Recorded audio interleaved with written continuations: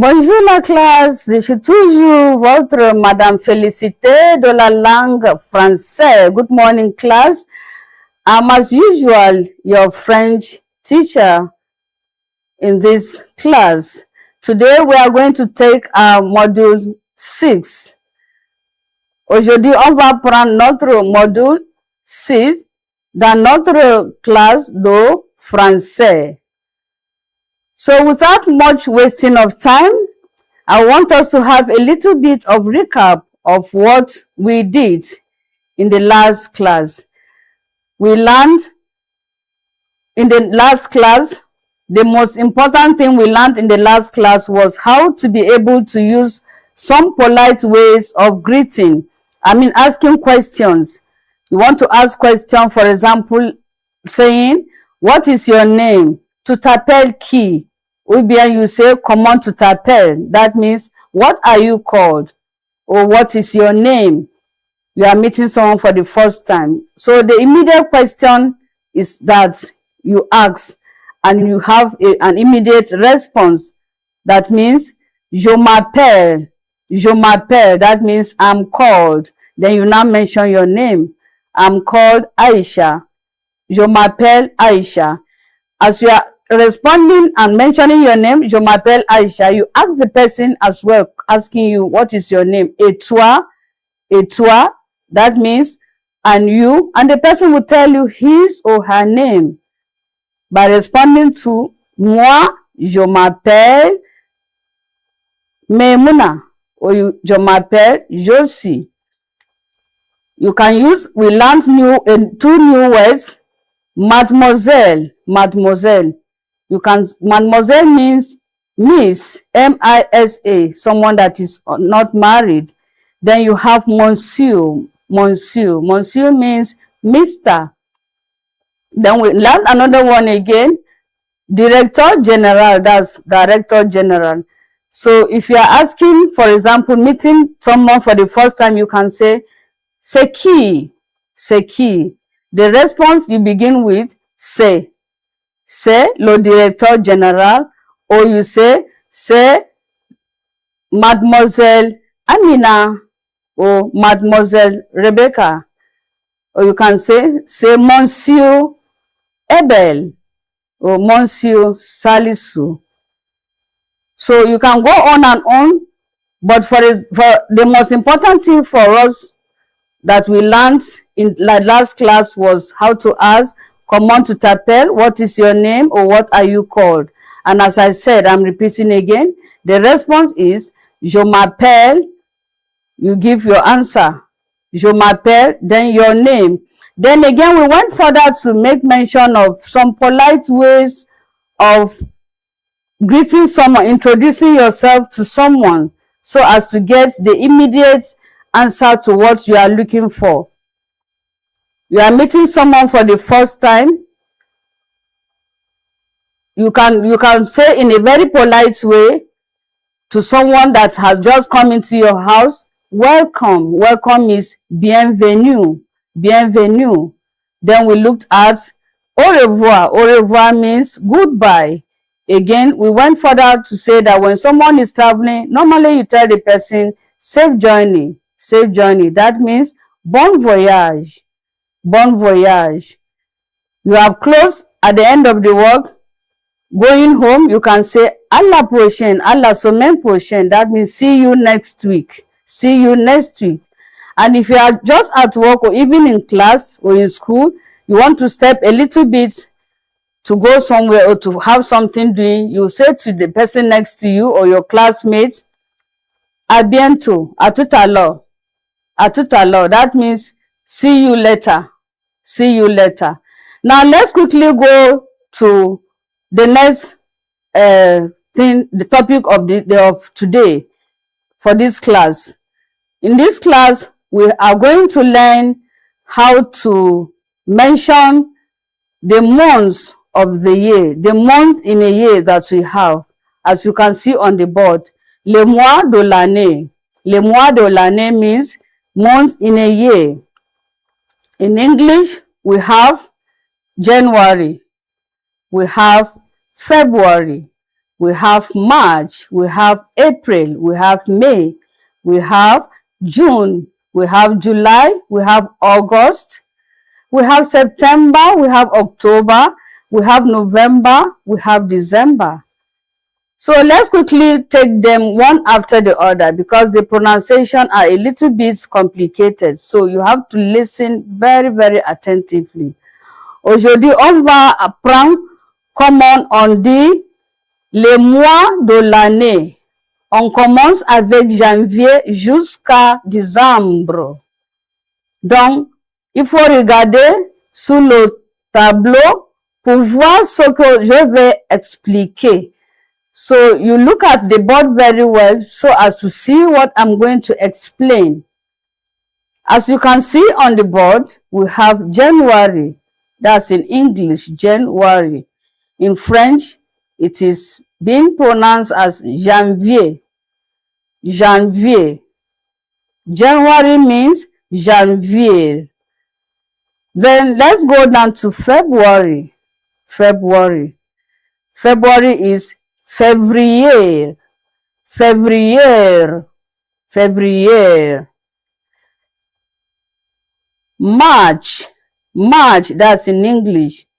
In French, we call it Mars. Mars. Mars. Then we have April. April in English. What does it mean in French? Avril. Avril. Again, Avril. Let's go up and see how we pronounce May. The month that we are in right now, that started just yesterday. May, as you can see, sounds the same as it is being pronounced in English, except that the spelling differ with just I at the end. In English, we have Y at the end, May, but in French, it is May. The same pronunciation, but the spelling differs with the I and the Y. May, May. So that is very simple. Then we have June. June, that's in English. In French, it is June. June. Because J in French is pronounced as J. J. Don't let that bother you because we are yet to learn how to have the sounds of the alphabets. Actually, we should have started with that, but I wanted us to begin with how to introduce, to greet. You cannot just meet someone and start telling the person about months or numbers. You just have to start with the greeting because French people are very particular about greeting. Then again, let me take June. June in English, in French is June. June. Then we have July. July, that's in English. In French, listen very attentively. Juillet. Juillet. That's the double L. In the middle, we pronounce the double L. You pronounce the double S as if we are pronouncing Y, letter Y. Juillet. Juillet. Let me take it again. July. July, that's in English. In French is Juillet. Juillet. Let's go down to August. August. You can see August is a little bit complicated, even looking at the spelling. August in French is août. Août. A-O-U with the accent at the top of the U, then T. Août, that means August. Août again means August in English. Then let's go to the rest. We have September. September, that's in English. September. Just look at the spellings very well. In French, you pronounce it as septembre. Septembre. It's like the P is silenced a little bit. So you go to pronounce it as septembre. Septembre. Je répète. Septembre. That means September. Should I take it again? Septembre, septembre. Of course, with the sound of September, all others follow in that direction. October, October. That's in French we say Octobre, Octobre. Please here, just make sure that the pronunciation of the R is out. Octobre, Octobre. Now let's look at November, November. That's in English. In French, it's being pronounced as Novembre, Novembre. Je repeat, Novembre. Again, having learned this, we go to the last, December, December. Sorry, there's a little mistake there. The E at the end of it in French is missing. It's Décembre. Just use your pen to write, to add the E at the end. December is being pronounced as Décembre, Décembre. So let's quickly go back to the months again. We began by saying that January is pronounced as Janvier, Janvier. That means January, Janvier. Then we have February, February. February is being pronounced as Février, Février. March is pronounced as Mars, Mars. Then we have April, April. April is pronounced as Avril, Avril. Then we have May. May, it sounds the same as in English except for the spelling. Why? At the end of May in English, but in French we have letter I. That's May, May, May. June, that's in English, the month of June. In French, it is pronounced as June, June, June. Then we have July. July in French is pronounced as Juillet, Juillet. So the tactic here is that you pronounce the two letter L as if we are pronouncing just one letter Y. Then you get your sound of Juillet, Juillet. Then we have August, August. That's in English. In French, August is pronounced as août, août. Then let's quickly move to the remaining last part of the month. We have September. September is Septembre. We have October. October is Octobre. We have November. November is pronounced as Novembre. Then the last one is December. December. December is pronounced as Decembre, Decembre. So that's all we have for the months in a year. I hope we have learned that. You can always repeat, play back so as to learn. You know, as I always encourage us, that learning is a gradual process. You don't need to be fast in learning. So I have an instruction I want to give us again, just as we did in the last class. So having learned all this, having learned how to say the months of a year, as usual, drop your question on our YouTube so that we attend to them to make learning easier. And it will help us to know how we are progressing in our learning. See you in the next class. I'm always yours, Felicia Michael Dunca.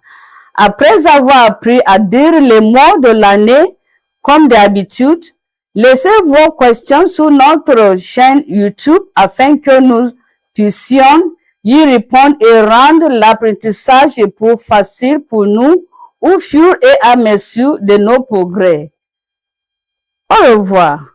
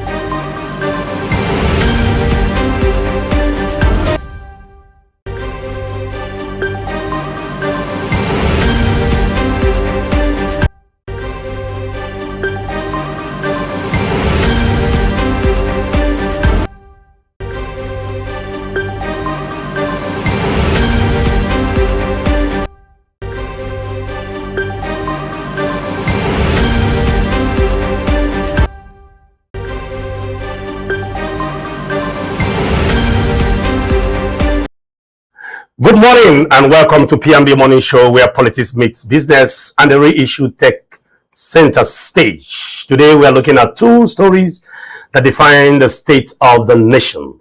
The 2027 presidential election prediction and projection by El-Rufai, and the order by the IGP to audit all police arms. As we approach the 2027 general elections, political parties and their supporters are voicing out their opinions on the possible outcome of the result of the forthcoming election. I beg your pardon. Today we are going to closely examine the comment credited to the former governor of Kaduna State, Malam El-Rufai, in a live TV interview on the possible outcome of the forthcoming election. And according to him, he projected that there will be a rerun, and this sitting president will not be in the ballot, although he's still under lock and key by the DSS for multiple allegations. However, this comment has generated so much controversy, and Nigerians are asking, could it be that he knows something we don't know about the forthcoming elections? Could it also be why he has been kept under custody for weeks? What is the possibility of this prediction turning out to be true? What's your thoughts? And again, away from 2027 predictions by El-Rufai, we are going to also discuss further the order by the IGP to state commissioners of police to audit all arms and ammunition belonging to the Nigerian police force. This is as a result of the recent assassination of a handcuffed suspect by one ASP Usman in Delta State. It is also worthy to note that this extrajudicial killings is not new to Nigerians and has, in time past, raised serious national unrest. The question will be, what impact will this order by the IGP make? Have the Nigerian police learned their lessons? Let the discussion begin. This morning, we connect the dots between leadership, accountability, and delivery, because in the end, governance is not just about winning election, but it's about making life better. Stay with us. We shall be back to look at the newspaper's review. My name is Chidi Kenneth, and as usual, I'm not alone. I still have my co-host and presenter here, Mr. Ibrahim Shaibu. Good morning, sir. Morning, Mr. CK. How are you doing? Yes, fine, Mr. Ibrahim. Fine. And today we are going to look at what looks like a prophecy. Exactly. Yes, was it almost a year now? Exactly. Former governor of Kaduna State made some projections. And then we are seeing multiple defections now. Exactly. The way it is now, a lot of people are with their pen and paper calculating who is likely going to win. Exactly. Because we have too many big wigs now. We have the current president who is the master strategist. Exactly. We have Atiku, who is a grassroots politician. Exactly. We also have P2B and Kwankwaso too, who are sharing big movements. Yes, exactly. These are more or less like a movement and a political party. We also have the PRP that is also coming up again. I'm most likely going to feud. Dirty. Yes, I don't know who they are going to feud, but they are going to feud candidates too. So they have already made statement that their candidate will definitely come from the south. Yes, the PRP. Yes. Yeah. So so the whole thing is looking like what El-Rufai is saying, that they might end up becoming a rerun. That is the more reason why the statement is now resurfacing on the internet. Yes. Because that statement was made almost a year ago before his detention, during one of his interviews on Channels Television. Yes, and now people begin to see signs of his prediction coming into play. That is why all over the internet you will see the video. As I said, it's looking like a prophecy. Exactly, exactly. His projections are more or less looking like a prophecy now. Okay, let's see how it plays. But anyway, we shall be going on a short break. And when we return, we'll dive straight to the newspaper review. This is PMB Morning Show here in the city of Abuja. Stay tuned.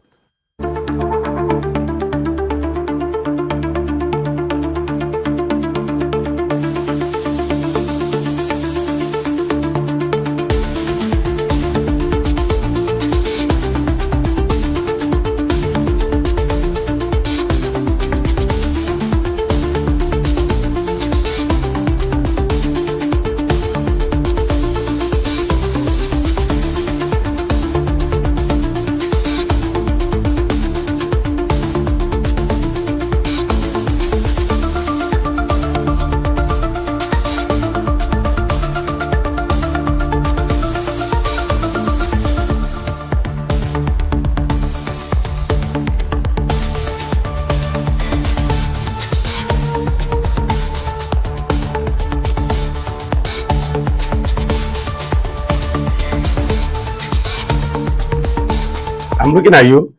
All right, welcome back. This is P&B here in the city of Abuja.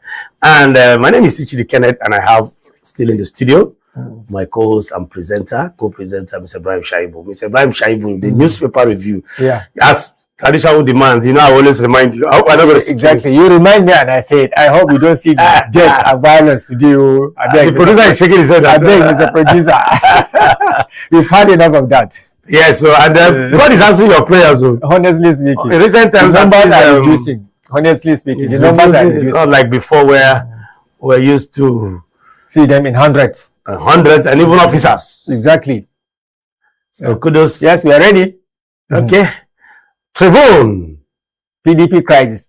Wike DS banks. Makinde backed faction. PDP crisis. Wike DS banks. Makinde backed faction. Threatens to shut down offices, banks that open account for party. We sympathize with Wike Turaki faction, says we are ready operating party account. This is very sad and this is very confusing. I don't understand. Why will he dare you can see that people quiet because they are banking, they are opening account. Is he the owner of the bank? I don't even know. I don't. Well, are you sure Wike is not overreaching his? Honestly speaking, his powers. Why do you call this kind of thing? Why will you bamboozle people, bank, a private company that they should not? Well, you never can tell. Maybe he's the chairman of those banks. You never can tell. Maybe. Are you sure you're not the owner of the bank? Look at it. Banks. How many banks can he own? If he's the owner of the bank, I think the Senate need to call him and to make explanation. Public servant. Can anybody call Wike now? Wike seems to be untouchable. Wike is the... Nobody is untouchable because we have a standing constitution in the country. At some point, Malami was in power. One way was the types and shadow and the replica of what Wike was. Where is he now? Until he became... You know, some of these are political leaders. I think they still not learn their lessons until they have left office. While they are in office, some of these are political leaders. They behave as if there is no expiration to their tenure. Malami at some point was the demigod, was the de facto president, allegedly then. Where is the Malami today? We saw in a video footage where Showore was making mess of him. So that's how life is. And some of them should understand that power is transient. There is something permanent about power. You know, look, this Wike DS banks, Makinde banks. For me, this is victimization. This is you playing out, acting beyond your established mandate and powers. He's just an appointee. No minister has the right to shut down bank just because they open bank account for a opposition party. I think this is very, very, very sorry situation. This make us appear as we are uncivilized. When our leaders behave like that, it gives us a very bad image internationally. Why will he threaten to close bank simply because they are opening a bank account for party? Yeah, for now it's still a threat. Yeah, it's still a threat. You know. He shouldn't have even said it. Well, two of them are used to making statement anyhow. We know, but this is very, very immature. This is very, very uncivilized, actually. Okay, take it up. We sympathize with Wike Turaki faction. Says, well, that they are already running a bank account. The Turaki and the people they are threatening seem not to even move. Why would they be moved? They are not even shaken. Why would they be moved? They are not even shaking at all. That statement sounds somehow, actually. Makinde and Turaki, according to Obasanjo, they can't pay. Makinde and Turaki, according to the words of Obasanjo, let me borrow the words from Obasanjo.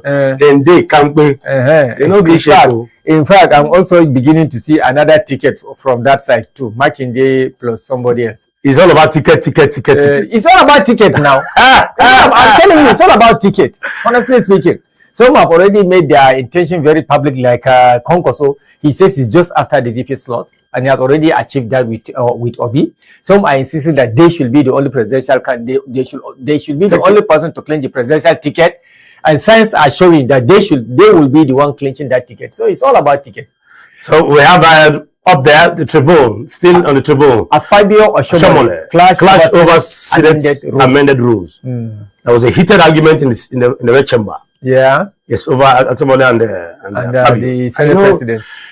Otomole is both of them are very, very important in the scheme of things as far as the APC is concerned. Yes, of course. So Otomole seems to be, he's a very fearless person. Bold. He's a labor guy now. So what do you expect? Very bold and outspoken. Anybody that has been. I saw a video footage where he was I've always suspected Otomole for one who speaks saying things the way they are. You know, they spoke about this xenophobia, calling that the MTN and the DSTV should be shut down. Exactly. And they should be the license should be withdrawn and be given to Nigerian businessmen to run. Now we have businessmen in Nigeria that can run it.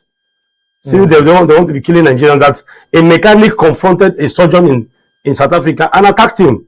Wow. I think probably killed him, that telling him that you want to come and take over my job. And he was trying to find out, until that was the senior president that made that call.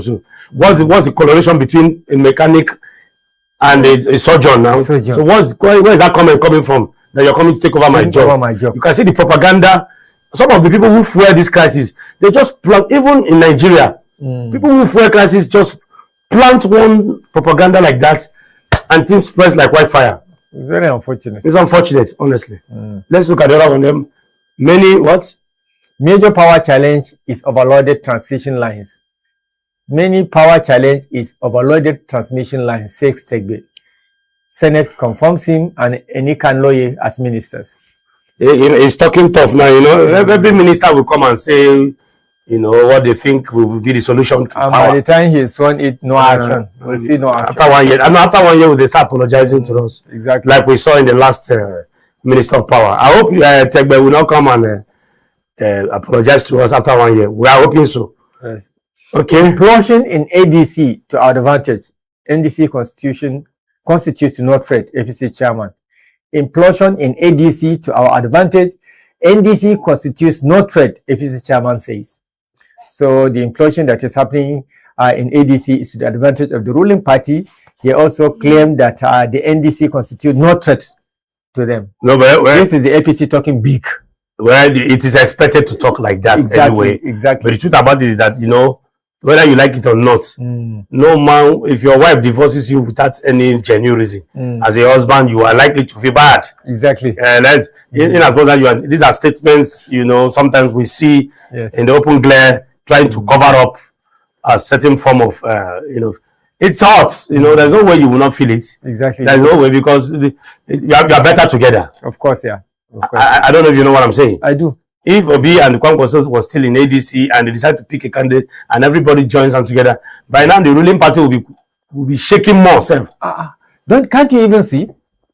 Any time after they left NDC, we have not heard much about the wherever these two people move to. You find crisis now following them there.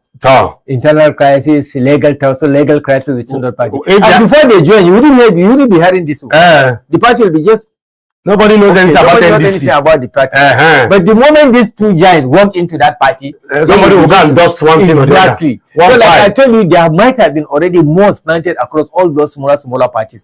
And those functions, the functions of those modes will not become relevant and effective until these two people or any other giant move into those parties. Yes. We still have other juicy radar there. So, Ekiti 2026, Oyebanji's cabinet members donate 100 million naira to re-election campaign. Ekiti 2026, Oyebanji's cabinet members donate 100 million naira to re-election campaign. Can you imagine? Cabinet members, how much is their salary? You don't have to ask these questions. When you see cabinet members donating 100 million. You know that politicians they carry all Nigeria's money now. No matter how good you are in your, I don't know what this caption is doing in front of the newspaper, because this is in the same clan. What is the cabinet member doing? What's your job if you are there to serve? No, they are politicians. And you are donating 100 million to re-election campaign. Let's be fair. They are politicians, and so they are servants. They are meant to be servants. You don't know some of them how they became rich. You don't know. So at least they are protecting their interests there, and they want to be return to their positions. So if they do this, I don't see anything wrong in that. Let's hope so. Let's hope so. We also have the ACF NEC suspends BOT chairman. ACF Iowa Consultative Forum NEC suspends BOT chairman. And who is that BOT chairman? I think is it his elder brother also? I don't know. I think the chairman used to be Baba Ahmed, Abi. Yes, I think so. Yes, it's Hakim Baba Ahmed. We can see that the ACF is also having a fair share. It's crisis everywhere. That's crisis everywhere. The drama in this political season is too much. The ACF before now has a very, very strong influence on the political happenings in the north. Unlike now, before. Because that's why I keep telling you that now governors have no less power in controlling how vote flows in the north. Even the ACM now cannot determine who becomes what in the north, unlike before. Okay, time is on our side. Let's go to the next paper, please. Next paper, please. We have very limited time. The Guardian. The Guardian. 5% primary health care in distress without doctors, despite 55.4 billion naira budget in 4 years.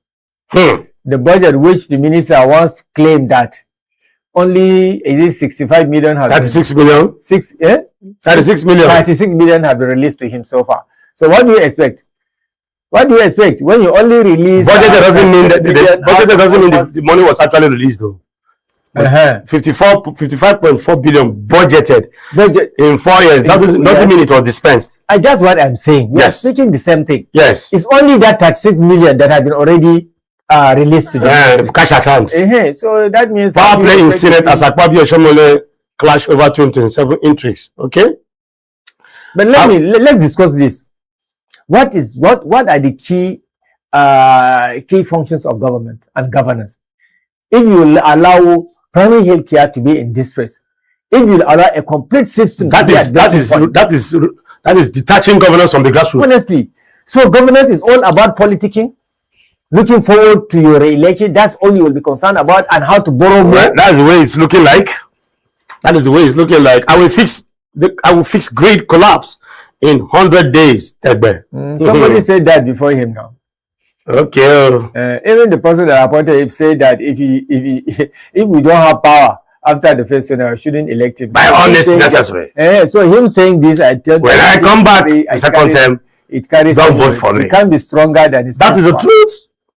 Okay. Yes, he can't. And now Tegbe is coming to blow hot. Okay, Tegbe. Hey, look at the promise he's making in 100 days. Yeah. That you fix the national grid. Okay. It's laughable. Our national grid has been drunk for over 10 years, collapsing every year. Tinubu upset by infighting among southern APC chieftains. Tinubu upset by infighting. Tinubu upset by infighting among southern APC chieftains. He's upset. What was he expecting? Right. When you have 32 governors, 32 people, fighting among themselves. It's like having in an estate where we have too many accountants and lawyers and journalists in a meeting. What do you think will happen? Everybody will be cracking their brain, trying to prove a point, you know. So, Mr. President, His Excellency, by infighting in southern APC. Presidency will not bring back fuel subsidy, Oyedele insists. Presidency will not bring back fuel subsidy, Oyedele insists. CSO 6 extension of election timelines as security credibility concerns legal. You see what I mean? Yes. I made that prediction 2 weeks ago. CSO 6 extension of election timelines will not take place as security credibility. I tell you that the next script will be that they will begin to give reasons. Do you understand? Why election may not possibly take place. And now they begin by saying that they need extension for election timelines as security credibility concerns linger. The only thing that's missing here is maybe from some northern states. CSO. Let's go to the next newspaper. Everything in Nigeria is as insecurity. Is allegedly looking like more of a prediction. Okay, the nation. More blows for ADC. One paper will be there praising the other party. Another paper will be there exposing the weakness of the other party. Can you zoom this? Let's see. Why are the more blows coming for the ADC? Wow, you zoom it. 2 senators, 16 reps, desert parties. Okay, that's the blow. 16 reps and 2 senators left ADC, so more blows. Okay, Nigeria recorded 11.2% GDP growth in dollar terms last year. Okay, please take it up, please. We don't have time. Zenith Bank to share 410.69 billion dividends, and banks show stronger outlook after major loan cleanup. Okay, I got 9 million from coup suspects. Colonel Maaji says witness. Okay. More confessions are ongoing there. Go up quickly. All right, next newspaper, please. That's all for the nation. And the Punch. Opposition kicks against troop deployment for 2027 elections. I'm not putting security concern. Opposition kicks against troop deployment for 2027 election. Well, are we fighting a war? We're having an election. The Nigerian army is not supposed to be seen. 2027 election will look more like a war. I'm telling you. Will look more like a war? Will look more like a war. Is that a projection? But why? Let me see. Troops. The troops, is it military troops or police? Troops. When you talk about troops, you're talking about army. So why will you send army to election points? So that's what we're asking. Armies are supposed to be in battlefield. Troops are not. The word troop is used for allow police to do their civil responsibility and the civil defense. Exactly, and civil defense. Why are we saying you send troops for election 2027 unless there is something underneath that we don't know and you are not telling us here? You see, Ami Pitan's security concern. This is coming even from the INEC chairman himself. He needs soldiers, not police, deployed for 2027 election. This says a lot. So rather than fixing the problem, security problem, see security problem that is eating us up in Katsina, in Borno, in some North Central state. Haba. Take the paper up, take it up a bit, please. Okay. Makinde may pick Ade Kambi adopt ADP. Maybe congratulations to El-Rufai there. Judge okays El-Rufai's medical treatment in custody. Or is it in custody? I thought they'll allow him to go to Egypt. Judge okays El-Rufai's medical treatment in custody. So it will be in custody while then the doctor will come and be treating him. And treat Kai, Kai. Oil falls 11% as US-Iran deals nears. Oil falls by 11% as US-Iran deals nears. We hope so. Because just yesterday we had a recent announcement that there might likely be a slight hike in fuel price, and it's raising a lot of concerns and dust everywhere. Please, can we see some sub-riders under this Amitan security concern? I think there are small riders there. Okay. Insecurity in various parts of Nigeria endangers fair election. You see, these are what I predicted last week. The moment they say campaign will not take place in some northern state, I knew that there will be more to it. Gradually, they will start playing script. Now they have moved a little bit forward and say insecurity in various parts of Nigeria endangers fair election. So possibly they will say the next script will be election will not take place in state A, B, C, D. That will be the next. Without to see that happen. Please commence threat assessment, intelligence and mapping ahead of polls. Please commence threat assessment and intelligence mapping ahead of polls. INEC partisanship biggest threat to credible elections, says PDP. I agree with PDP here. INEC partisanship biggest threat to credible elections, says PDP. Is the INEC partisan?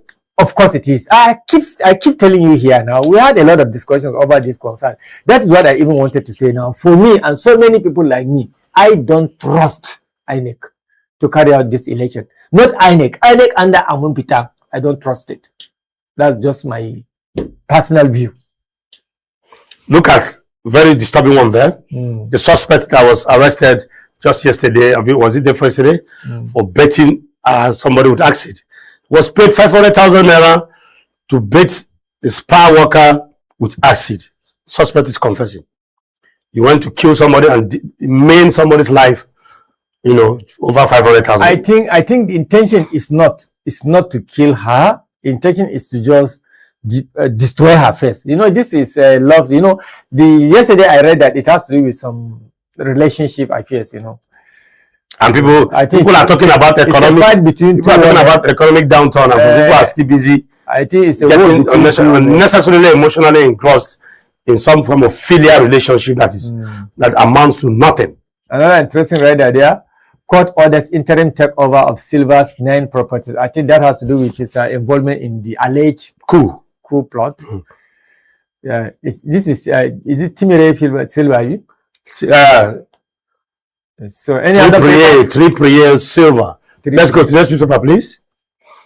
Okay, and we have the sports. It is Arsenal versus Paris Saint-Germain UCL final. Yes, so it is Saka versus Dembele. Ousmane Dembele. So Africans are really making waves in Europe. They are the targets, they are the key drivers of these are two Africans. Exactly, yes. Dembele. Saka is a Yoruba boy. Bukola Saka.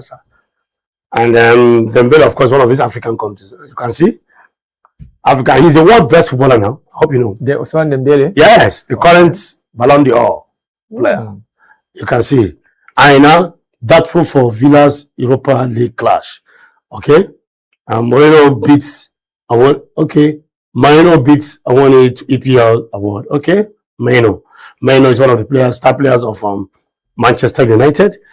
And Porto keen on reduced €8 million Murphy move. Okay? Nigeria open camp for African Athletic Championship. Okay. Nigeria opens camp for African Athletic Championship. Moreno makes demands for Madrid return. Okay, Joseph Moreno, the special one, wants to return to Madrid. And we have Joshua Fury to fight for new golden belts. Wow.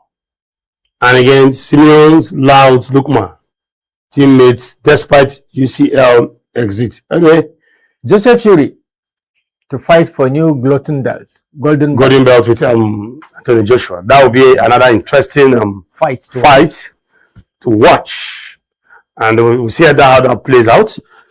We'll see how that plays out. I think we are looking at the fight maybe this year, so we'll see how that plays out. Okay, that will be all for the newspaper review this morning. Mr. Shaibu, quick one. What particular caption or headlines, caught your fancy this morning?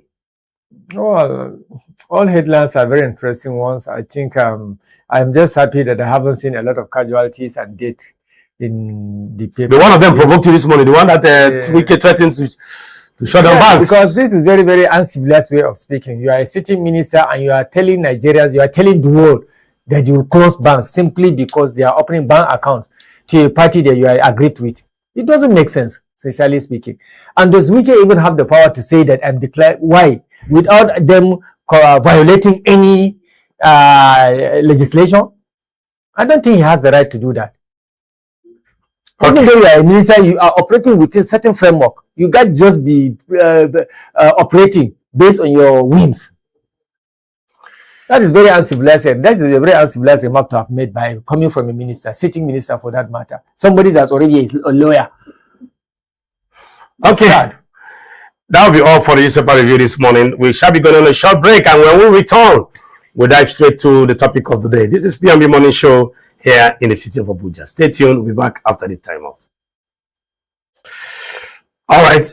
Welcome back to PMB Morning Show here in the city of Abuja.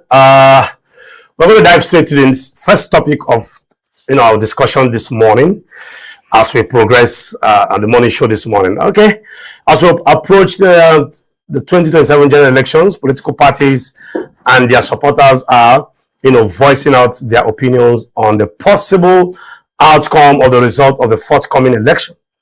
Today we are going to closely examine the comments credited to the former governor of Kaduna State, Madam El-Rufai, in a live TV program on the possible outcome of the forthcoming election. According to him, he projected that there will be a rerun and the current city president will not be in the ballot.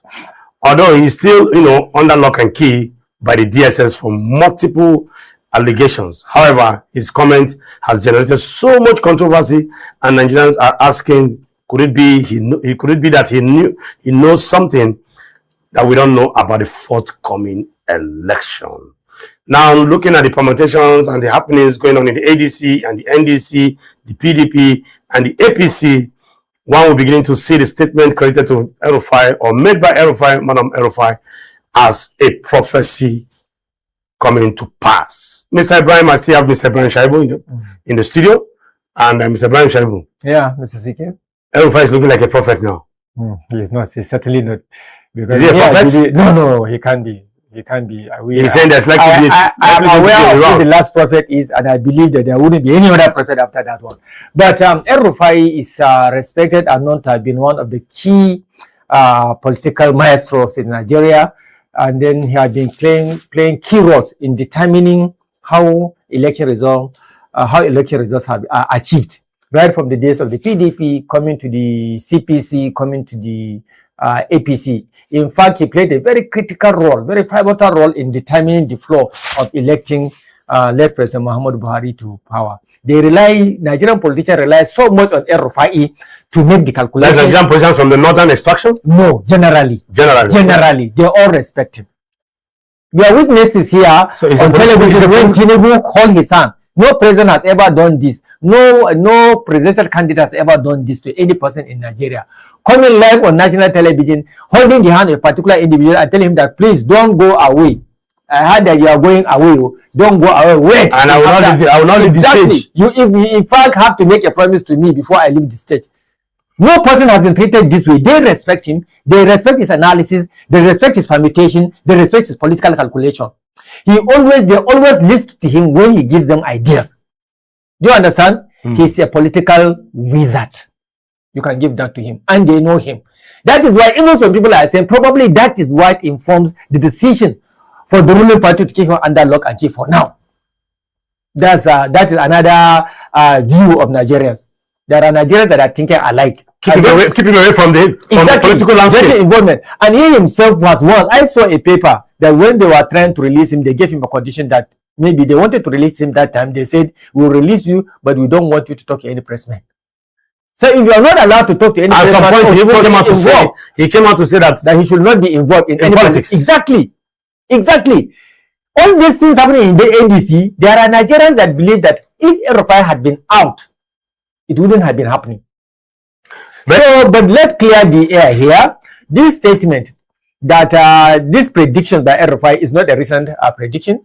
He made that prediction in one of his television discussions in one of Nigerian famous television stations when he was asked whether he sees the possibility of the incumbent winning the 2027 election. That is when he gave that answer.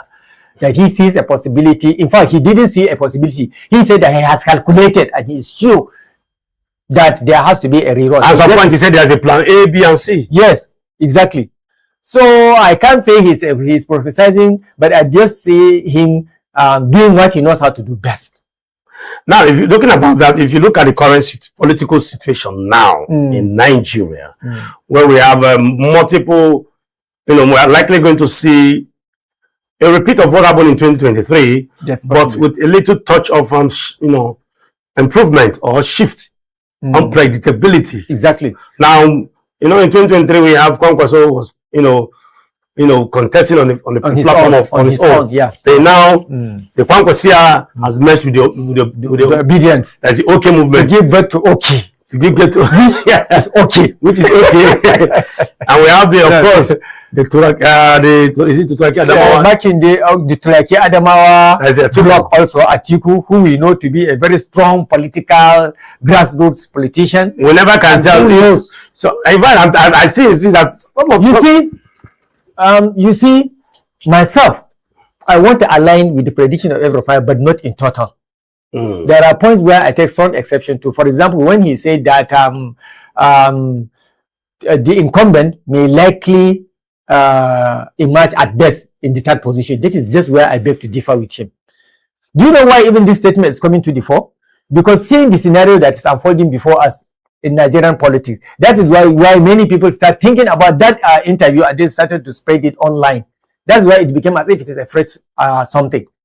Yeah, because the way the scenario is playing up now. Yeah, it is tilted towards that prediction. Yes, it's tilted towards that Exactly. That's why I said I agree with that prediction to a certain extent, but I do not align in total 100% to that prediction. Because there are points where I differ, and I will begin to unravel them. I will continue the discussion.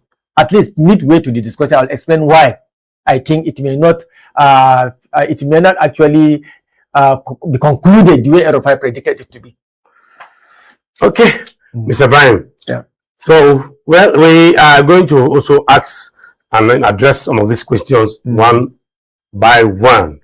Now, we have, looked at it from the standpoint of whether it looks like a prophecy or not. And then you are saying no, but the scenario right now is turning out to be so. Now, could it be possible why it's being, under lock and key by the DSS? Exactly. It's part of the reason. Is there something that he knows that we don't know? Yes. Yes. What he knows is that from his knowledge. Yes. From the pointers of what is happening. Do you understand? Yes. let me tell you what I see coming. Okay. It will differ slightly from what happened in 2023. One, the possible candidate, the possible ticket we may be seeing towards 2027 election, the possible ticket we will see on the ballot are as follows. Number one, we may see Obi Konkoso ticket. Okay. We may see Atiku, possibly former River State Governor Amici ticket. We may see this guy, PDP, Makinde and somebody ticket, and then we may see also Tinubu Shetima or Tinubu Musa ticket. These are the 4 possible key tickets that we may likely see. Do you understand? And what will this show is that the southern vote, whether we like it or not, there are 2 key variables that always happen, although we don't want to say it publicly, but this is true. We cannot run away from the fact that 2 things play out in our politics in Nigeria. 2 things play out in our politics in Nigeria. 1, where you come from. 2, religion. These are 2 factors. These are 2 factors, whether we like it or not, always play out in our politics. For me, it's not the right thing to do, but then we can't help it. It always happens. So in a situation whereby now did not decide to say, or maybe the predominantly Muslim North, from where the block of the North is coming from, maybe they try to say, no, we don't want to give our vote now to a Christian. I'm just playing out the scenario. Okay. So Atiku will now take a huge northern bloc, Muslim-dominated vote from the North. Okay. And this is a determinant factor in and then the South is having so many candidates. I'm explaining this. Yes. I'm explaining this. When they do this, Atiku still has followership from some key states in the South. Of course. By virtue of his strength and reputation. Past record. Past record. Do you understand? And he still has a very huge followership. Is a household name. In Kano. Do you understand?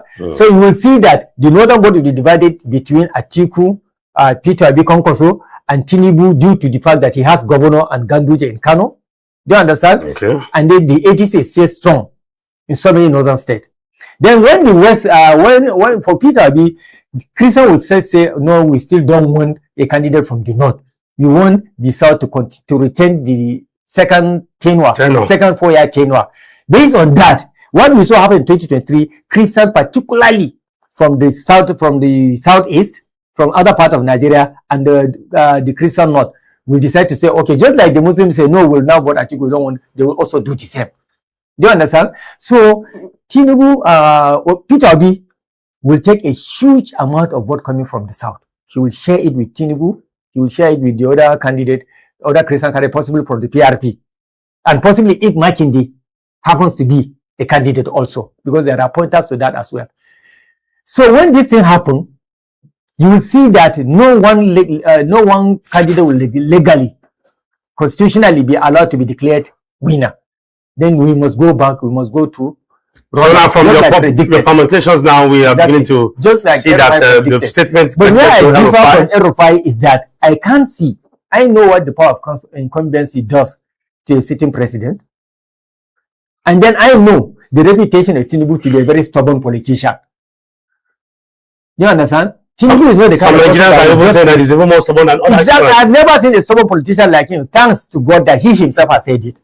You understand? So I can't see him allow himself to become deterred in a competition that involves 4 candidates. When you say stubborn politician, what do you mean? Are you saying that speaking, even though he will not be able to concede to defeat in case he loses? When you started reading your monologue, you said by yourself that he is a strategist. And you must give that to Tinubu. And he's the one on seat right now. And he commands respect. He's not the kind of person that you can just easily take away a baton from. We know who he is. We know his reputation. Like Jonathan? Jonathan is a gentleman. You understand? But Tinubu is a politician. I don't know whether you know hardcore. I don't want to say I don't want any other adjective. When somebody said the name Jagaba, he did not pick it on the street. Do you know the meaning of Jagaba in Hausa? The word is actually Hausa. Jagaba, go front, we follow you. Lead and we'll follow you. That's the meaning of Jagaba. Go, we follow you. We trust you to deliver. Move on, we'll follow you. That's why he likes the title more than any other title. He has so many titles. But he prefers the Jagaba. That describes him more than any other epithet you may like to add to him. So that is only the place where the Jagaba, okay movement. I can't see Yes, I can't see Tinubu agreeing to be the ending up at the third party here. Okay, Mr. Ibrahim. All right. I would rather see him and obedient at the top. Okay. All right, just joining us in the studio right now, we have with me Madam Mickey. Hey, good morning. Mickey, good morning. Good morning. Yes, I'm sure you've been listening to us before you came in. Yes. And what's your thought before we continue? L5, few months down the line, made a comment that appears to be like a prophecy today. And we are looking at it like, okay, now we have the NDC, we have the APC, and we have the PDP, we have even the PRP, we even have the ADC. In fact, I see voters becoming very confused at the ballot. Exactly. Because one is N, we have N. If you remove the first letter, we have A. We have A again. I know a particular location where many people who wanting to vote ADC, they may end up voting for NDC. I'm telling you. And the some people that want to vote for APC, they'll still go for NDC. Because they have DCPC. It's very confusing. You know, we have one style of voting here in the north. If we can't differentiate by the initials and the letters, we go for the mark. A house woman will come and say, inanimate, or what is it? Inanimate the sin against our, inanimate against our. So we just use this. What's the one of NDC? NDC? I think NDC is sign of victory. Yes, peace. Peace. Is it peace or victory? The sign of the guy man peace. People like your producer there. What's up, your peace? All right, Madam Nikki. Well, last night, Engineer Buba Galadima made an announcement to the effect that the NDC, got to get it right, has zoned the presidency to the south. So a lot of these parties now are going into zoning. There's also this rumor, I heard the candidates you mentioned, but about midnight last night came up a rumor that President Goodluck Jonathan, former, is planning to run on the NDC with the announcement that it's been zoned to the south. So there's so many more permutations. Wow. The same NDC? Yesterday you predicted there may be other candidates. NDC yesterday evening announced they've zoned it to the south. Then in the night, there was a rumor that former President Goodluck Jonathan is planning to contest on that ticket, in that party, NDC. Where Peter Obi them have decamped. Now, with the zoning to the south, the assumption would have been that it's Peter Obi is in pole position to pick the ticket. As it is now, it seems like someone else has his eyes on that ticket. And the fact that the chairman or the person associated with the ticket is a former governor of Bayelsa, with the former president being from Bayelsa, that throws up a whole different scenario as it is right now. But that could be a political game, don't you think so? All of them are political games. It's for us to now try and see how we can look behind their strategies and see what's going to be the outcomes. Okay, Nasir El-Rufai says it's going to be rerun for 2027. Okay, well, so many things happened in 2023 that were shockers. Minus the fact that, let's say 2015, we had the first shocker and incumbent being removed. And we're still alive after the shocks. 2023. Nigerians are used to shocks. We're not dying. So let's say the shocks. Tinubu, as a presidential candidate, losing Lagos State. It's a shock. It's a shocker in itself. Losing FCT to Atiku, who by that time people had even said, haven't you contested enough? No, he lost it to Peter Obi. Losing FCT, losing Lagos. At this point, there were those shockers, but he turned out to be the winner. Now, as it is now, vote division. Let's do mental vote division. South, ideally, usually, once Atiku is on the ballot, votes for him. But with Peter Obi on the ballot, there's going to be a split. Exactly. I don't see Tinubu's like I said, there's so many things have happened that before this election, ideally I would have said before the election, I'll see Tinubu just allowing the South to the others. As it is now, the South, which was a traditional stronghold of the PDP, have all joined the APC. Started with Governor Ben Ayade. He was the first and only APC governor. As at today, every single South governor has ported over to APC. Wow. Creating another split in the South. Southeast, I'm going to just leave Southeast for Peter Obi. Because as it is now, yes, as it is now, it's like it's the turn of the Igbos, even though he doesn't present himself as an Igbo president, if going for Igbo president, but the Igbos themselves want to see the turn of the Igbos, so we'll leave that for him. Now, how many votes will that come to? Kanu, like I said, deal breaker. Deal breaker has been split. Deal breaker has been split. Kankasiya movement is not the same. So we're looking at a rerun. Okay, now we have the Southwest states remaining. Now, these states. Marking there in the Southwest. Now, who's going to be vice president to some of these candidates? And meanwhile, we do not know who PDP is fielding. PDP is still planning to contest. You know it. There's a caretaker committee. And all they're planning for now is for the BOT. All they're planning for now, primaries. Who are they going to bring out and who is going to be the vice president? The PRP is also saying they will pick a candidate from the South. I tell you. And then we have also in ADC, just as we're mentioning Atiku, the name I was trying to give you yesterday was Mohammed Hayatuddin. It's Mohammed Hayatuddin. I was saying I mixed it up with Dati Ahmed. Mohammed Hayatuddin has just joined the ADC. He hasn't spoken out about what he wants. But over years, we can see behind the non-speaking. It's presidency he wants. For years. He has been even if it's not zoned there, there'll be two northern giants struggling for the ticket. Even whether or not Peter Obi has exited, there are still giants to struggle for the ADC ticket. Now, whoever picks it has got to let us see who their southern vice presidential pick will be. You know, the vice president is going to be from the South. Where in the South is the person going to come from? And that's a key determining factor. Now, Jonathan joining the NDC, did he state his reasons for joining? Based on the rumor you said you heard? No. There was no reasons? No. Okay, maybe I don't think area of conjecture for now. Okay. Right. So in all of this, to the South favors his want. So because I remember Jonathan before now said there is nothing that will make him come back. No, it's the wife who said so. It's the wife. He has never made any remark to that. Okay, was his wife? It's the wife. It was Jem that talked about this. He has always never been nibbling either and wanting to come back. Yes. It is the wife that suggested that. The wife suggested it because she noticed he was. So what we are seeing before us is now most of these parties are giving the presidential ticket to the South, relegating the zoning it to the South. Right. It's only ADC that we possibly see a northern candidate, because as it is now, we have not seen any southerner attempt to grab the ticket on the platform of the ADC.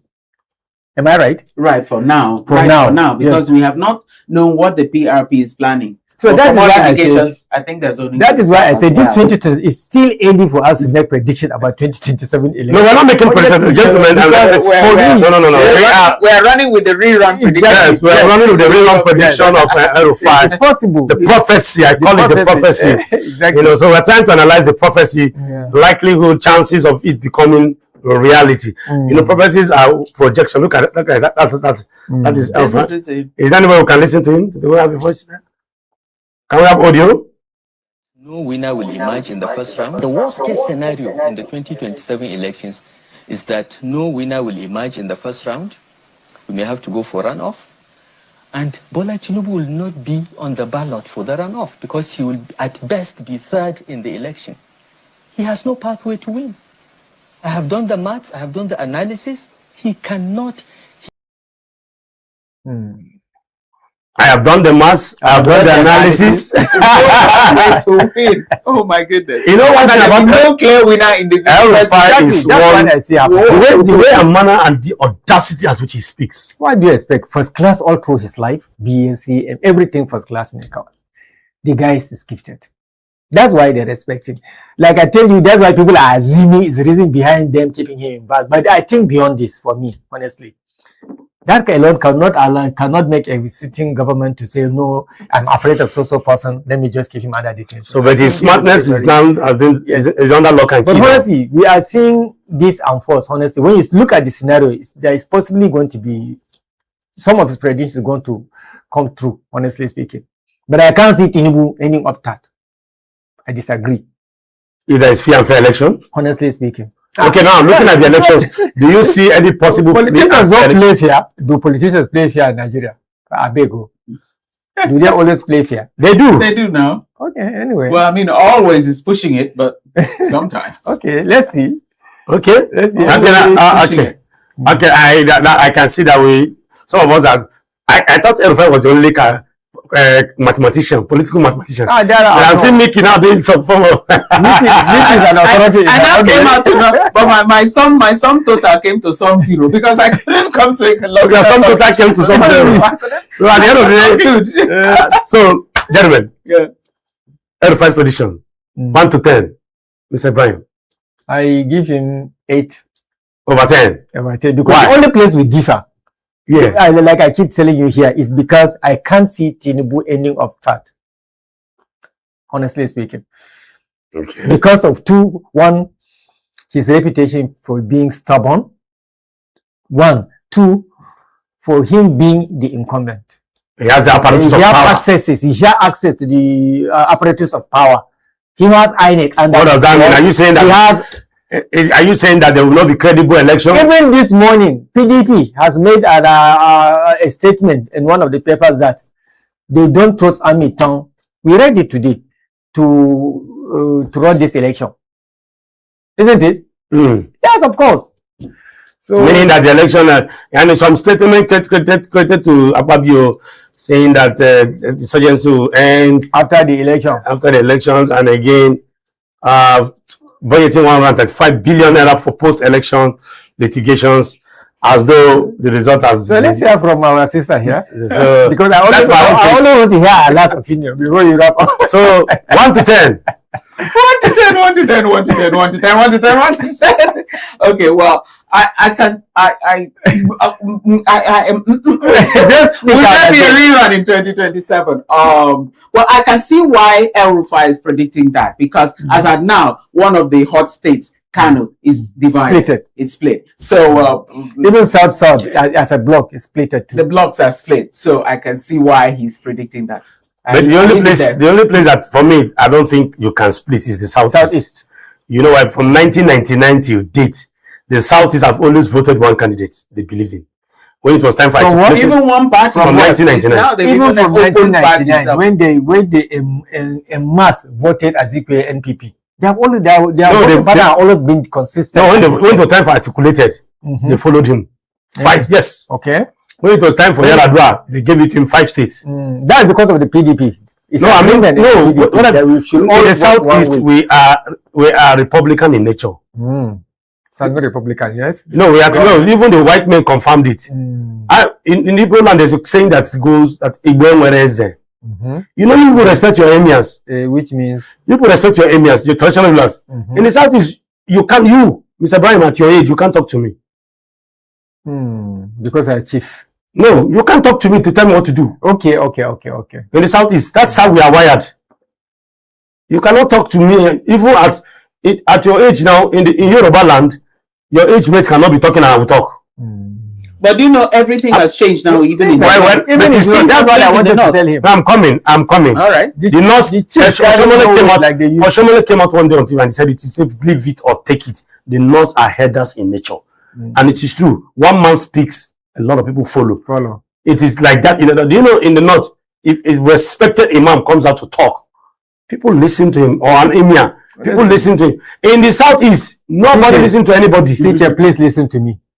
Things have changed. On this platform, I told you quite a number of times. It means it has changed now? That is what I'm telling you. Today, a governor cannot determine. Making sure that that's what I'm telling you. Party to party. That's what I'm telling you. A governor, simply because all the governors have defected to one party, it doesn't guarantee the fact that that state will be won by any party. That's Ms. Kwankwasia will still have his stay. Because he said, according to him, that he told Abagida that I have your kind plenty. I can always bring them out and then produce a governor. In fact, 2027 is dramatic. It's going to be interesting. I cannot wait to see it. On that prediction, that one I can rule out with a big ruler. Exactly. Kwankwaso cannot produce a government 2020. He can't. That one. Please hold me accountable. He can't. Hold Mickey accountable. Kano will be shared between the three of them. I say Kwankwaso cannot repeat what he did it. Using NPP to produce a government. NDC. I'm telling you. The parties are tongue twisting now. NDC. No. Because when he can't. Okay. Write that down. Okay. All right. Welcome back. This is PMB Morning Show here in the city of Abuja. And my name is Tichidi Kenneth. I still have the team in the studio, Madam Mickey and Mr. Ibrahim Shaibu. Once again, good morning, everybody. No, thank you, Mr. C. Okay, we're going to dive straight into the second topic today, and it borders on the executive order, or will I call it the marching order by the IGP, to state commissioners of police to audit all the arms and ammunition belonging to the Nigerian police. This is as a result of the recent assassination of a handcuffed suspect by one ASP Usman in Delta State. It's also worthy to note that this judicial killings is not new to Nigerians and has in time past raised serious unrest such as the NSAS. The question will be, what impact will this order by the IGP make? Have the Nigerian police indeed learned their lessons? All right, gentlemen, let the discussion continue. The IG said, let's audit all our police arms. What impact is that going to make? This is a step in the right direction, except that it's coming rather a little late, because the audit of the police arms should have been something that should have been done regularly, at least annually, with a view to one, strengthening accountability, and then possibly to provide accurate account of operational needs. Well, where do we have what and what do we need that is not in place for now? Because over time, you will see police taking arms and going out to operations, even without actually documentation. You understand? And this quite often does not lead to prejudicial killings. This aspect of prejudicial, let's go back, let's flash back to about 25 or 26 years back. It is what actually excavated the Boko Haram situation to be excavated. When the leader of the Boko Haram, I forgot his name that time, from Borno was arrested, somebody somewhere among the police just shot him extrajudicially. They didn't expose him to questioning. They didn't allow him to make certain statements. They just shot him, I think in the police station. And that aggravated the members of the Boko Haram. And even that denied the Nigerian authority to have the vital information that would have helped in tackling the Boko Haram issue, even when it was at its infant stage. Are you getting it? Yes. So we allow this thing to keep going on. We see sometimes police carry guns and bullets, even in the market. You will see a bullet, a police pistol hanging on its holster outwardly, even in marketplaces. And that is because sometimes they just pick the guns without even accounting for it, without even documentation, and come out to the public place. Now we may begin to ask, why will ASP Usman shoot a person that's already handcuffed? What can he have done to you? Even if he's an armed robber, whatever crime he might have committed. He has been handcuffed. Exactly. The fact that his hand has been tied, handcuffed, you have no excuse whatsoever to shoot him. And then Usman would not have shot that guy if I hadn't had pistol with him. First thing we are supposed to find out is that when ASP Usman went out with that pistol on his holster, on his waist, has that been documented? Let's find out that, because he's not in a position to just carry out a weapon and go out for operation unless it is assigned to do that. I think that's my basic understanding. Even to a military person, even to a policeman, you just can't get yourself access weapon unless it is official. You are officially assigned to carry a weapon and go out for operation or any activity. Okay, Mr. Brian, before you go, let me also throw this question before I come to you, Madam Mickey. Now, in time past, we've seen extrajudicial killing by Nigerian policemen. It was so serious to the extent that the whole nation engulfed into a very serious form of unrest, where we know the popular NSAS. Before it was now rebranded and banned, and then we came up with, I think that was the name they call them now, SWAT something, and the SWAT is still swatting, and we still have policemen still killing innocent Nigerians indiscriminately, like we've seen the one of Usman doing now. And then the question that brings me to the question: have they learned from their mistakes? Mr. Brian, do you want to say something? Or let me, Madam Mickey, have they learned from their mistakes? Okay, well, let's do some little investigation, because it has been said that the Usman himself was a former member of SARS. He was a former member of that team called SARS. And the trigger happy men. Those trigger happy cops. Okay. So, in terms of the IGP ordering a nationwide audit of police arms, I think that the Police Service Commission has, they have not really satisfied Nigerians, because this now should be embedded in one of the things that happen every time an Inspector General of Police is handing over to the next one. And it should also have some periodic, embedded periodic method. For instance, is it annually, every end of the year, you're going to see quarterly, how many, or quarterly, how often do how often are arms and ammunition sent out? Because I was told by a retired police officer that in their days, you could not even go out and come back without accounting for the number of bullets you went out with. Yes. So if you were given a gun, you were given so number of bullets. When you come back, if there was a shortfall, you'd have to account for it. Who did you shoot? Why did you shoot? This. Every single bullet, I'm not even talking about the gun itself, would have to be accounted for. Now, on that note, I want to really appreciate that, Nigerian, I hope you can hear.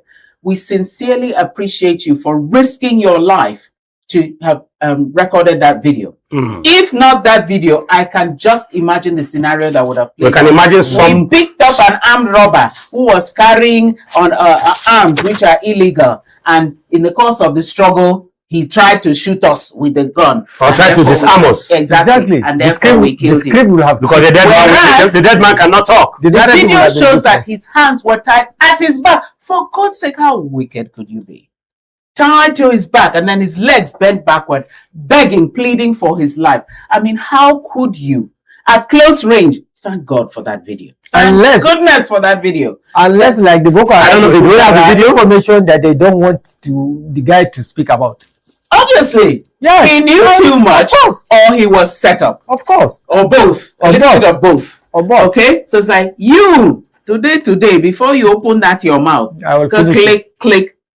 He tried to, he even shot him at close range. It didn't work. Somebody else passed him more ammunition, bundled him into the car, and then took him to the police station. Why didn't you take him to the hospital? Why didn't you take him to the hospital? He's now in your custody, isn't it? So take him to the hospital, treat him for the first gunshot wound that wasn't even fatal. You took him to the police station and now finished him. Okay, so now you're now calling for an audit. That audit should have come earlier, such that everyone knows that every time I go out and come back, every bullet I'm going to account for. You already know. If you had that at the back of your mind, extrajudicial killings wouldn't be, one of the high things that you're going to set out for that day, knowing very well you're going to give account for it. And like I said, Nigerians, we can't leave everything for policing. If you see something, say something, like they say. But the guy who shot that. But the guy that wanted to say something lost his life. No, now I'm talking about the people who see something going wrong. If you see something funny. Okay, the guy that had the video footage. Okay, I think now you said something about the Nigerian police, the IGP coming out to make a statement like this, that it is rather too late. Would I be correct to say that the IG is being reactive than being proactive? Exactly. Because I know, you see, I know there was a time when, just like Mickey said, there was a time when you just can't go, a policeman just can't leave the station with an arm because documenting all what. But today we are seeing policemen with arms on top. Exactly. And that is why fully loaded. And then they will go back to the station. Maybe he might left the station with maybe 20 bullets, and he came back with like 16 bullets, and nobody will ask questions. Some even carry the weapon and go to their house and sleep with the bullet, with the gun and the bullet for quite a number of days before they come back, before they return it back. It should have been, you cannot get access to a weapon unless there's an operation going on and the police has authorized you to go and take care of that operation. Or you're on duty. Exactly, or you are on duty. That should have been the procedure. And coming back unfailingly each particular time, you account for what you Exactly. took out. Which is normal in every establishment. For instance, let's look at this media. If you're going to take out equipment from here to go for outside coverage, yes, you're going to sign for every camera. You're going to book it. You're going to book the camera, and you're going to come back and show that you're back with every single instrument. Camera, back, and what you did with it. Everything, no matter even what you did with it. Whatever you did, in fact, if you went out and there was no occasion and you brought it back, you must account for every single thing you brought back. The battery, the camera stand, everything must be. Why? It's the same across board everywhere. Why will the police of all the institutions be the one that will be floating out? Bullet is something that will kill the next person. It's not a sweet. So for you not to be accounting for something that involves my life or death is unbelievable. It's unbelievable. So okay, now the ASP Usman has been dismissed and handed over for trials.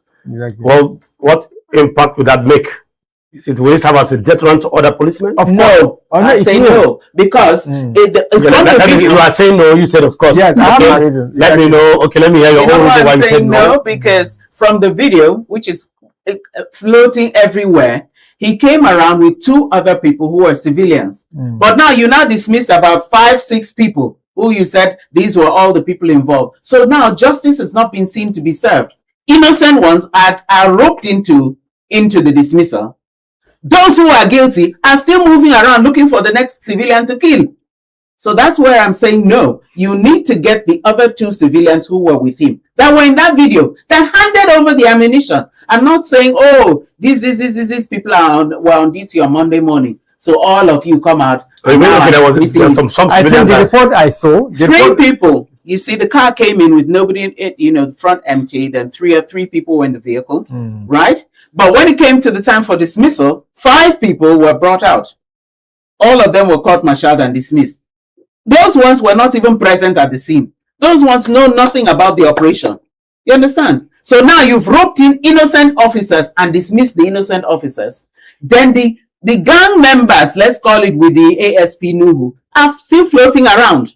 So that's why I'm saying no. If you've ended up twisting the justice for now, it's perverted. It's not clear justice. So it's also sending a wrong signal. Okay, the other 2 that were dismissed along with the ASP, I thought they were the ones that were involved in the crime together.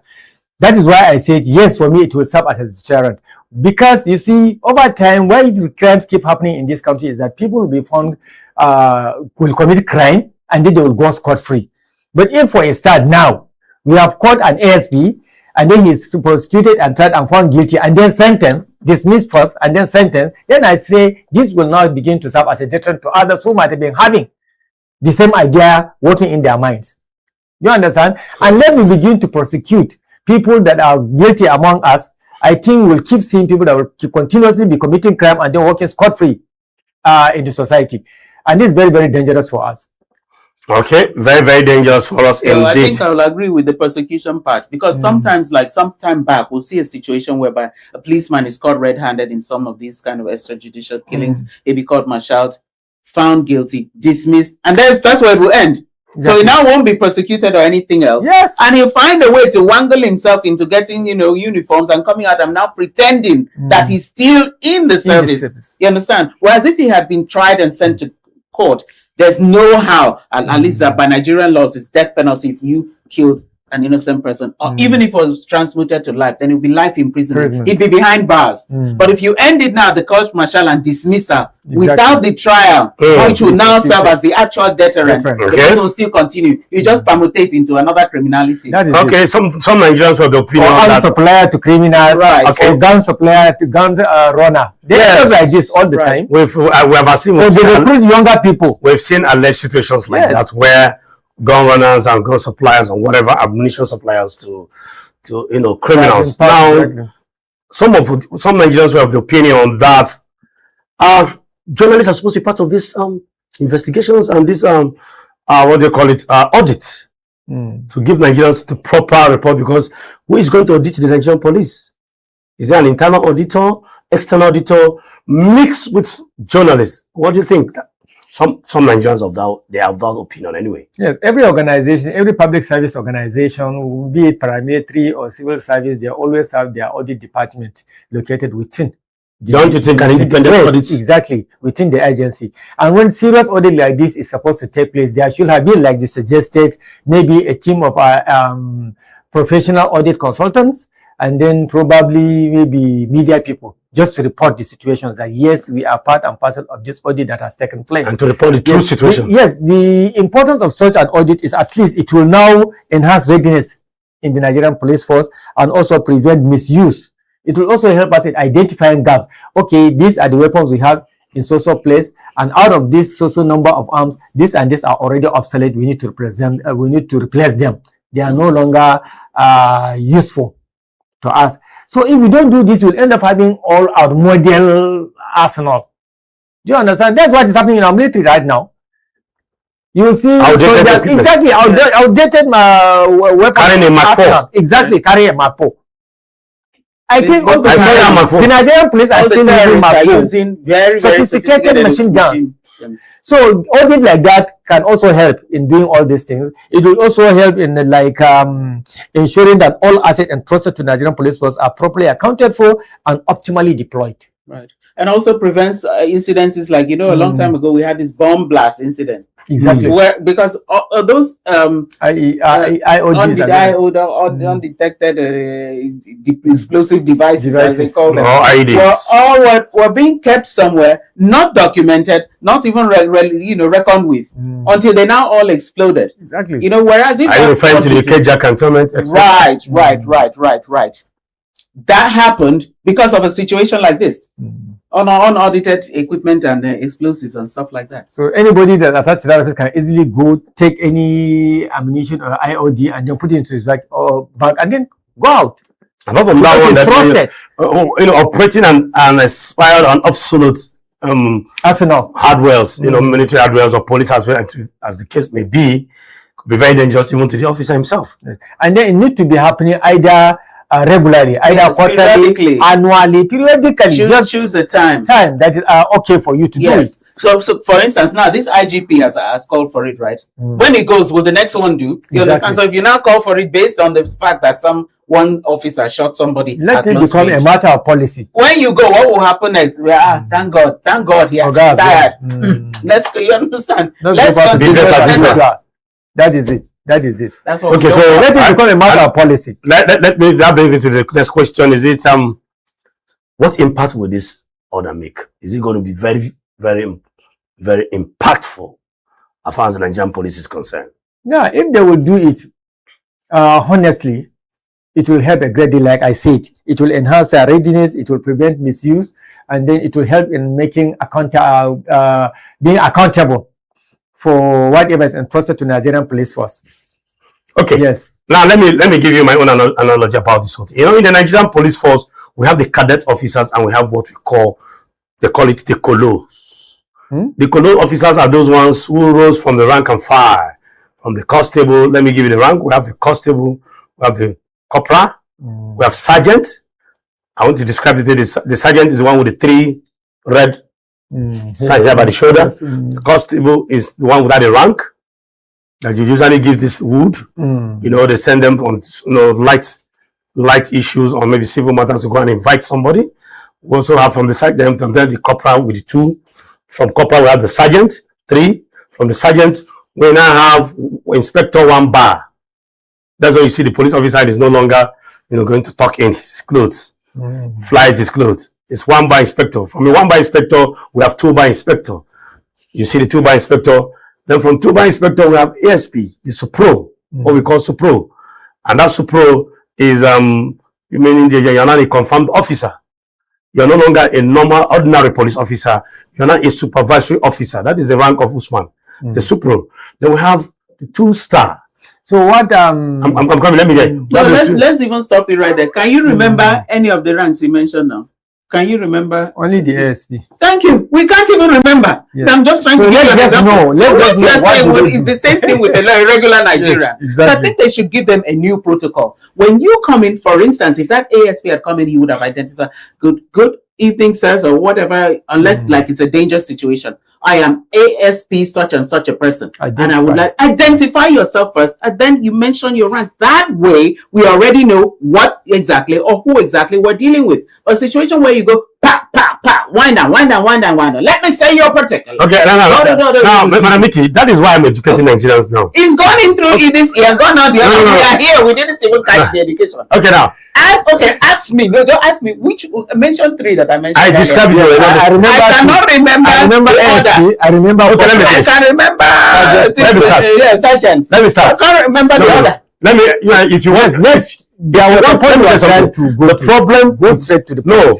No. The problem with most Nigerians is that Nigerians are so lazy. They don't even study ranks. No. I know. Identify yourself. If you say no. That's without the Madam, problem. I know. I'm trying to. I'm trying to moderate something here. Right. And you must make me understand this. If as a Nigerian, how did I get to know the ranks? By their uniform. No, you have associations with them, by the way. I know. How did I get to know? Yeah. I think